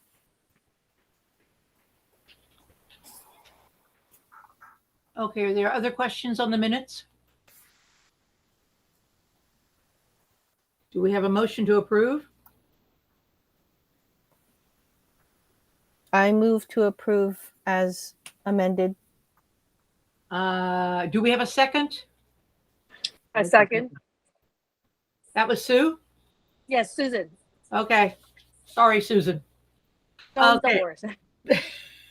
They have been approved. Oh, we all have to vote? Oh, wait, I'm sorry. Vote? All in favor? Aye. I Anybody opposed? I abstained since I wasn't there. Okay. Chip abstained. Got it? Yep. Okay. So that has been done. So it is now 7:32. Are we marching on through Georgia? I think Kelly has her hand up. Okay. I just wanted to let you guys know I have to jump off because I have to join the other meeting, but I'm going to leave you in good hands with Lisa and Samara to finish the rest of the update for Measure E. She's got some awesome pictures to share with you guys and lots of good progress to share. So if I don't see you all, have a wonderful summer. Okay, before you leave, yes. I have a question. Here is report update on school board action items, Q&A information emailed to Cboc members. I don't remember a Q&A. I don't remember having any action items that warranted us having a discussion. So I don't think there is any, unless you all have specific questions on action items that were taken last meeting. It was on the agenda, and I was unsure about that. Okay. Well, I don't think there's anything, but I will be more than happy to coordinate with Laura, and provide you guys with whatever information there needs to be. So, all right. And I will make sure you guys, Chip and your subcommittee for the CBOC, I will make sure that we work with Keystone to get you all access and set up before the end of this month, so that you have some time to kind of walk through and play with it. So I'll be sending out an email to you guys, and we'll be walking you through that process. Okay. All right, guys. Thanks again. And I'll see you guys next time. Okay. Before we start losing folks, we have to just, and I'm not trying to ignore you, Lisa, but I'm fine. Losing both folks. When are we having a next meeting? I notice on the agenda, it says July 6th. Are we meeting during the summer or not? I think traditionally we don't meet during the summer, so I don't know about that. I might have forgotten to remove it from the agenda for the next meeting, but yes, we don't meet during the summer months. Our next meeting should be in September, if I'm not wrong. Right. Okay. I agree. We usually take July off. Yeah, I agree. Mhm.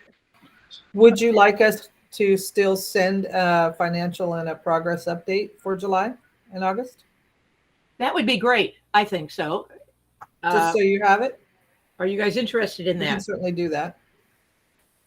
I say yes. That would be great. We're always interested in more stuff coming our way. So yes. Sure. Okay. Thank And you. I think we did in the subcommittee, we did mention this, but I don't know whether we'll have opportunity to talk about it later or not. And Chip did talk about it in a way. But is it possible for you to generate a formal report also for quarterly report? The way you created the financial report monthly, okay, is it a possibility for you to do a quarterly report or something that we compare that, okay, this was the amount that we spent last quarter or last half a year or annual? Are you referring to the financial expenditure report that Samara put together for you? Yes. What's the point of, I'm curious, what is the point of a quarterly versus a monthly? Construction and costs don't tend to be evenly divided by quarters, much less by month. I mean, I'm just curious as to what is the point? It's just for the comparison reason, because we don't see this. This is the first time we are seeing this report. So I think it will be beneficial for the committee to see what kind of expense we have done on one particular property in any given 3 months, 6 months, or annual thing. But you're seeing it on a monthly basis. Yes, going forward monthly basis, but maybe one report just for the expense quarterly, half annually, and annually. Just one report. Okay, After that- I'm gonna say as a committee member, I don't think it's necessary, and there are times when I think we sometimes put unnecessary burdens on the staff to do things simply because we may think, well, it might be useful. I would say before anybody votes for this that you think carefully, is it going to be useful? What do we hope to accomplish with it? I'm done saying anything on that. Well, I'll chime in. I would agree, Kathy. I wouldn't personally. I wouldn't have any use for it. The monthly granularity is good for me. I think if this is Carla, I think if we're gonna get access to Keystone, then we could potentially on our own look at annuals or quarterly type of things, right? If they give us access. You're right, and that I plan to do that. I was just saying as a public record, not only for us, but as a public record.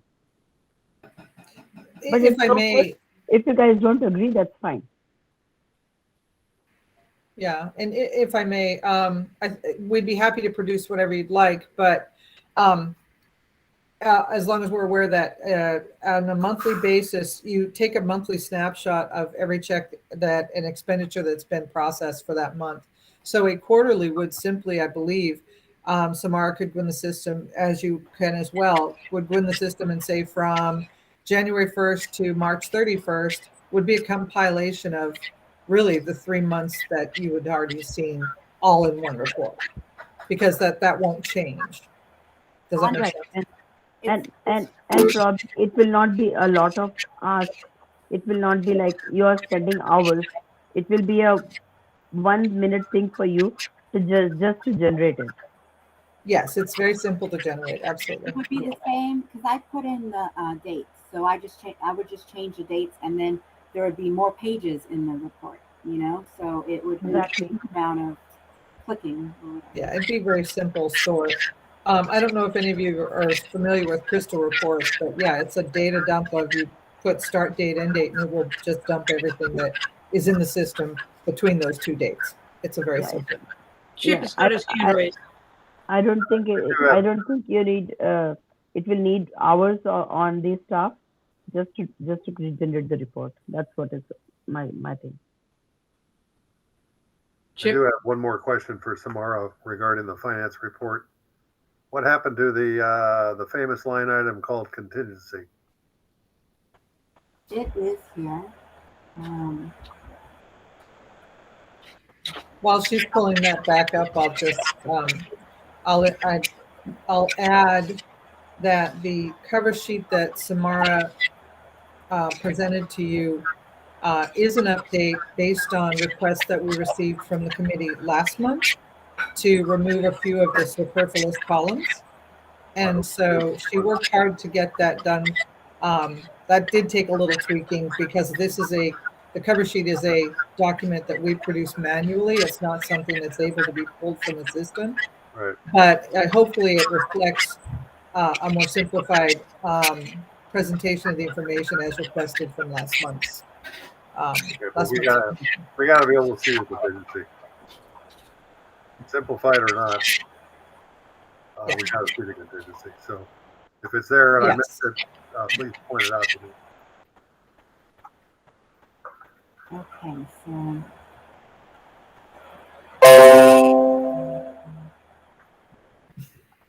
I don't know if anyone else hears that bong, but it's very loud. I heard the bong. What was it? I don't know. I think it might be on Samara's side, but I'm not sure. Oh, she's probably getting email. Yeah, Samara, if you're not talking to us, can you go on mute? No, I am talking to you. Okay, well, we can't hear you then. Sorry, there's squawking coming. Yeah, I don't hear anything here, but it could be my computer being weird. So do you guys see the program contingency on the screen? I don't see anything on the screen. It's in program administration cost, Chip, and it's the second line from the bottom of that section.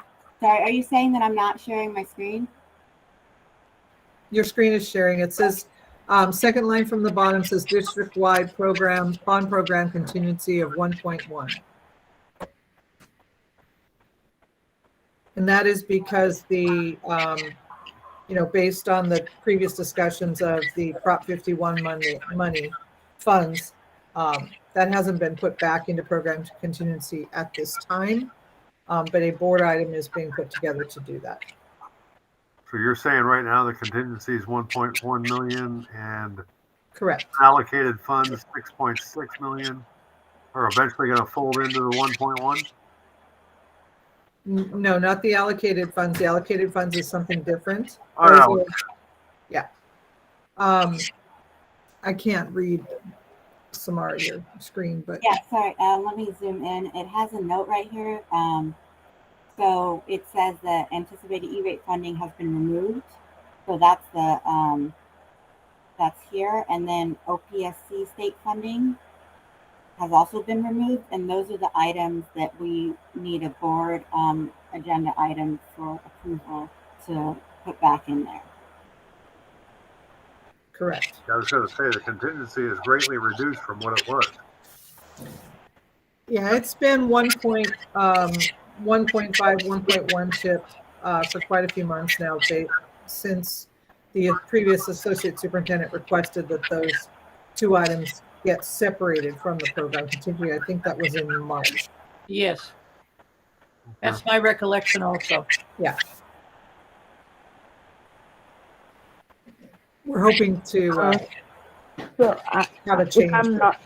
If I'm not wrong, we had a discussion and we were told that the contingency is never going to go below 2 million. But here it is, I think it should be a matter of concern, especially with the cost of construction going up and everything else.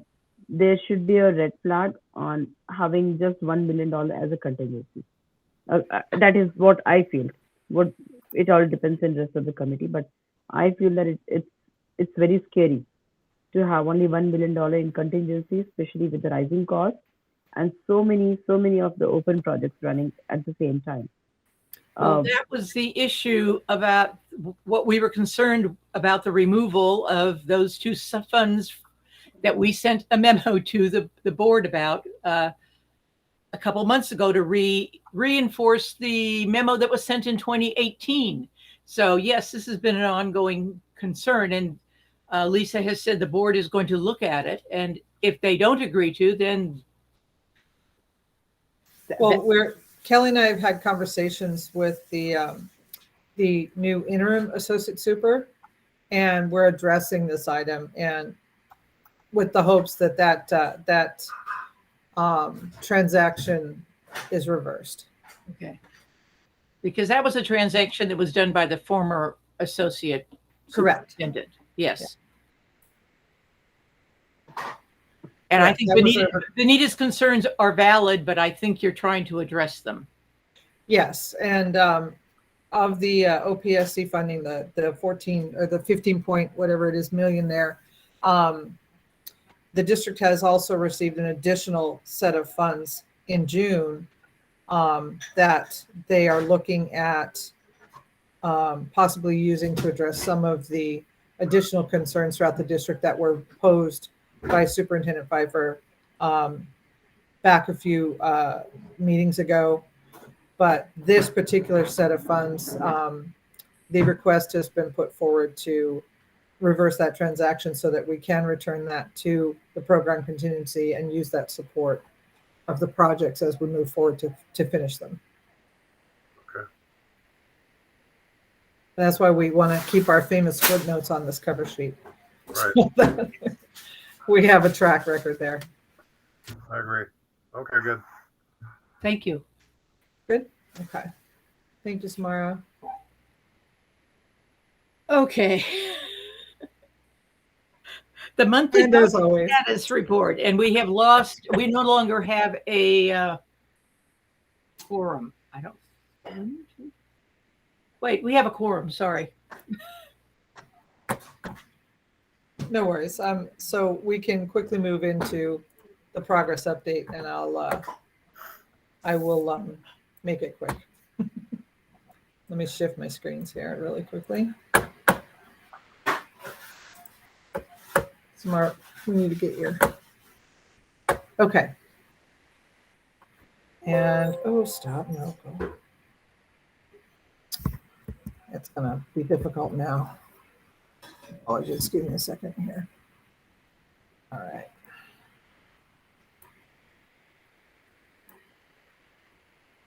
Okay. Hopefully we can see the presentation. Yes. Well, why are you doing that? Come on, there we go. Okay. Oh, can you see that whole thing on the side, the right? No, you just see the presentation. Okay. All right. So for June 1st. I'm not seeing the presentation though. I'm sorry? I said I don't see the presentation. You don't. Why is it yellow? I see it. We see it, Chip. I see it too. Huh. Wonder why Yeah, I I don't. see it. Okay, I'll watch. I'll look at my own copy. Oh, It's okay. okay. Keep going. Everyone can see it? Okay. All right. So in terms of design, we still have Thornton Middle School increment 3B and increment 4. Those have gone through the design process, gotten approved, have gone out to bid, and those GMPs have been leveled and compiled, and they are currently set to go to the board on June 15th. So that will be the classroom modernization, and the increment 4 is the admin library modernization. The increment 3B, anticipated start of construction, or NTP, will be June 16th, the day after board. And then subsequently increment 4, a little later, July 6th, that will have a July 6th NTP. Currently, the Thornton project overall, as it stands, increments 1 through 3A, are 85% complete as a project overall. Once we kick these into gear and these start up, then that percentage rate will drop to include the additional 2 increments. Kennedy High School modernization did come out of DSA. All of their comments were addressed, and we did get DSA approval. We were hoping, tentatively, we have this scheduled to go to board on the 29th. We're hoping to still put this out for procurement, but we have some concerns related to the HVAC units. As this is an HVAC unit heavy, or an HVAC heavy project, basically the entire project for Kennedy is built around the required 80 HVAC independent units that will go on the roof of that site. And then subsequent work, a little bit of touch up here and there, some paint, a little bit of additional work for the theater, the parking lot. We are modernizing the all of the restrooms, but due to the fact that we've just gotten notice from the vendor that provides the current district standard carrier units, rooftop units, going into 6 to 7 month lead time, we're relooking at the schedule for Kennedy. Typically, on the other larger conversion projects, we still have the same impact. Thornton will have one as well on increment 4. However, there is a lot of additional scope, or a much larger, greater portion of the project is other scope that needs to be completed. And so it is easy to complete that scope or move into that scope, framing, building, et cetera, and preparation on the roof, and have time to wait for the HVAC units to arrive. Again, because of Kennedy is basically an HVAC project, this modernization is built around the replacement of those systems. There's concern now that we don't have any scope for them to do that would hold them over for a 6 or 7 month lead time on those units. So the design team currently is looking at, and this, we just received this update just after I posted this, actually. So the design team is looking at other vendors, other options, alternative bid options. So we will have an update in the report that I send you for July. We will have an update there, and it'll be, we will by that time know what we're going to do with the Kennedy project as a whole. But bidding it out right now is a little bit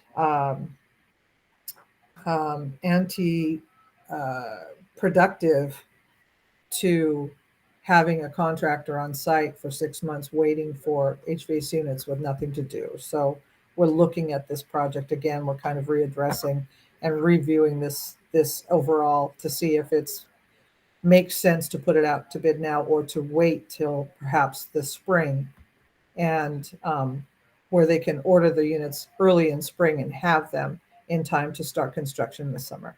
So we have proposed some alternates to Kelly and the facilities team, and we're looking at how we're going to move forward with this. That is one hitch for this project. The group ones are moving forward as well. We did get board approval for the SD scoping project portion of the project. There are some DSA delays that are impacting the design portion of this project, this project or these sites, the group one project.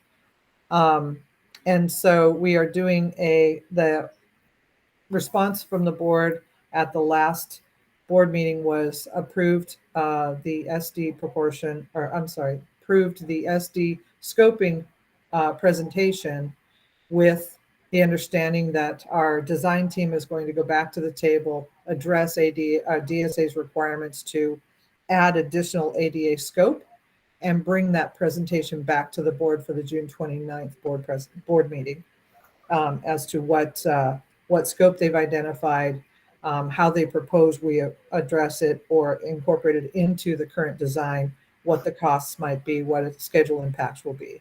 So we will look forward to that information coming forth in the June 29th board meeting, and we'll see where we go from there with that project. That project being the 5 elementary schools. Okay. Any questions so far on that? No. Okay. Hopkins Middle School conversion. This project is moving along at quite a clip. Hopkins currently is 67% complete with an anticipated completion date of next June of 2023. Buildings A and B, which are the admin building and adjacent classroom building, as well as C, D, and F are all complete. Punch list has been completed in those spaces. And we are actually scheduled to start moving Lila Bringhurst, or moving Hopkins back from Lila Bringhurst starting June 13th. First moving Corey and his administrative staff, the main office staff, into building A. They are going to occupy that space and work out of the new administration office or new main office for the duration of June, do registration and parent sign up and all of that at Hopkins physically. So we will move the administration at A and B starting June 13th and 14th, and then the 15th through the 17th. The rest of Hopkins gets moved back and moved into the existing site. So as we go through the summer, building G, which is the new classroom building, and building H, which is the new library, those are scheduled to be fully complete by the middle of this month. And then there's punch walk and IT components. The IT department will then come in and install all of their components and final clean preparation, everything. All of these buildings, A, B, C, D, F, A, B, C, D, E, A, B, C, D, E, F, G, and H, which comprises of the entire main core of the Hopkins campus, will be complete and set up and ready for first day of school starting August 1st. Building K, which is the multi-purpose and new kitchen. As we've discussed previously, the new kitchen has been accelerated to be complete in July so that can be used to serve kids for lunch, breakfast, lunch, provide food, student nutrition services on the first day of school. The rest of Building K, the multi-purpose section, will continue to be complete, and that will finish somewhere around October. Kathy, sorry to interrupt. Kathy, I think Vanita put something in the chat asking if there's anything that we need to vote on. If not, she needs to go. Yeah, I'm responding something to her right now in the chat. Okay. Thank you. I'll speed it up. So Hopkins is moving forward with the move back scheduled, and everything will be ready to open on the first day of school. So we're with, barring any unforeseens, which they're well on their way and in good hands there. Thornton Middle School, increment 1 was the underground. Increment 2, which is the new buildings, are fully complete. They will meet substantial completion in 2 days. Punch list walks, all of that has been completed. The contractor is going through and addressing any punch items. And then starting June 8th, first day after school is out, the move begins to move all of the existing buildings spaces into the new buildings, and then the existing buildings, which is increment 3B, and then the office and library will begin construction. So starting June 8th, all the mass move out of the old buildings into the new will begin. Centerville, same thing. Phase 3, which is the increment 1, which is the new building H, the 2-story classroom building is well underway and is fully under construction.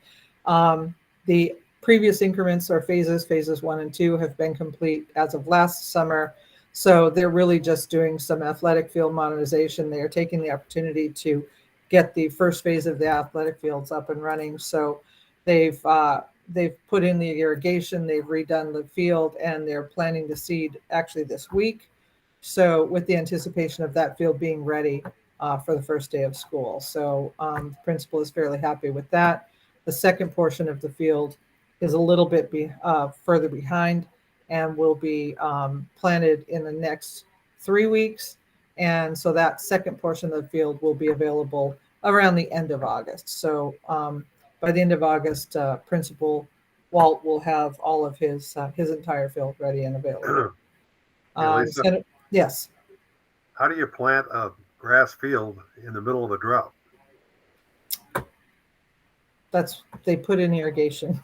Well, I know that, but I mean, everybody knows water is going to be precious this summer, right? Yes, I understood, but it's been underway, and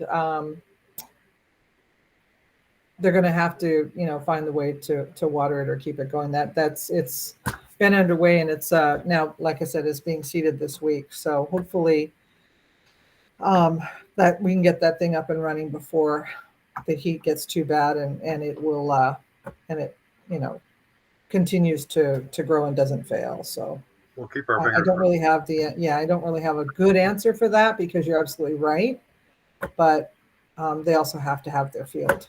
No, I understand. Yeah. So, and then Centerville increment, phase 3 increment 2, which is the replacement of the locker rooms in the drama classroom.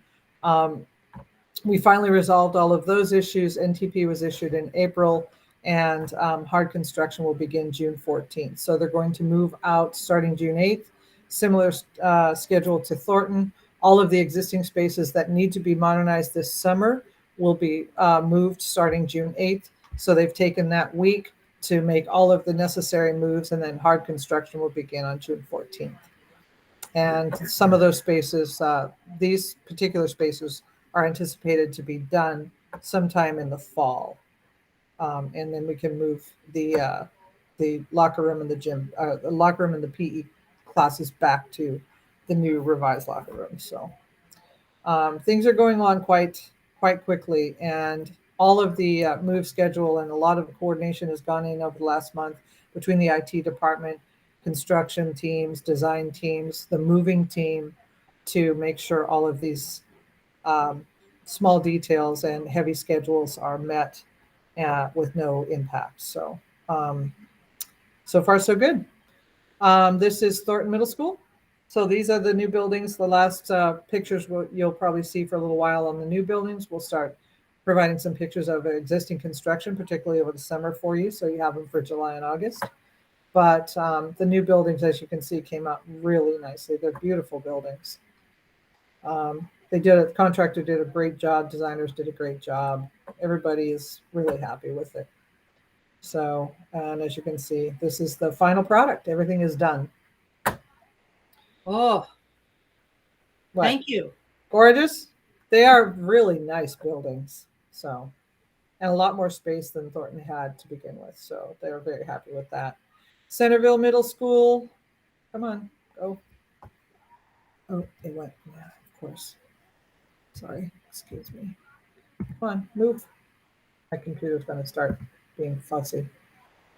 Phase 3 new classroom construction, various photos of the new construction of the new 2-story classroom building, all of the roofing. So you see all on the bottom right, the roof. Centerville, Hopkins, Thornton all have the same situation that's become the district standard. Rather than have these large, heavy-duty HVAC units on the roofs of these schools, 1 or 2 on each roof, and then having, to run VFDs through the site and have it all connected. Each of these spaces have their own individual HVAC units. So you see these little squares are all individual units. As you can see, the roof's done, all of the work is done. Now they are just waiting for delivery of their units. So each space in these buildings now receive their own HVAC unit. So if one unit goes down, it doesn't take the entire wing down, and you have no heat or air in an entire wing. So, but that's, Kennedy will have 80 of those. Busy. And here's photos from both sides of the new classroom building. The siding and the this EFIS system. It's an EFIS system which has insulation behind it, and then the siding goes on above it. So various stages of that installation, but that building is coming together very quickly. Looks really nice. Hopkins. So you've seen various stages of the new admin office. This is the main office, the reception area. Ceramic tile floors, beautiful wood casework. This really looks nice. Corey has walked through. They're pretty happy with it. And in fact, most of building A items have been moved in already and staged, which is what you can see in the top right. This is one of the staff's office, individual office. The only thing that left to go in here is the shades. Those arrive in the next 2 weeks and they'll be installed on the new windows. Classroom B, which is the adjacent classroom building. This is what an interior looks like of the new classroom buildings in that building. Standard classroom. So nice finishes. They've done a good job. Phases 2 and 3, this is buildings E, which is the locker room on the left, and the new science classroom building on the right. The new casework in the science classroom is waiting for the epoxy resinous topping countertops, which had a very long lead time and were delayed due to the oil issues. Because it is a resinous top, it had a little bit of a delay, but they are due to be delivered the middle of this month in June, mid to late June, and will be installed in this room, of course, and this building will be cleaned and ready for occupancy, start of first day of school. The value of the picture on the left I wanted to show you is, you've heard about the high roof on the gym having to be added to the project because it leaks so badly. So they're in the process of stripping all that off. And that new roofing has arrived and it will be installed over the next 2 weeks. And Corey will have his gym ready for him. New library on the left, new music building on the top right, and the new music casework, instrument storage casework in the music building. So that's what the interior of those 2 spaces will look like once they're finished, of course, but a lot of nice instrument storage. That's all Wenger professional instrument storage. So nice product there. And then you see process of construction for the new second 2-story classroom building on the left, and the new multi-purpose kitchen building on the right. And the kitchen in the back, as I said, it was accelerated, so it will be complete by the end of July. They've actually, this bottom picture was a very interesting picture. This is their full walk-in cooler, which has already been installed. Those things come in very in pieces, and they have to be constructed within a enclosed space like that. So that was pretty cool that they've already got that in and installed. So projects in design and procurement, as we talked about, Group 1 and Kennedy High School. So we'll hopefully move those forward very soon.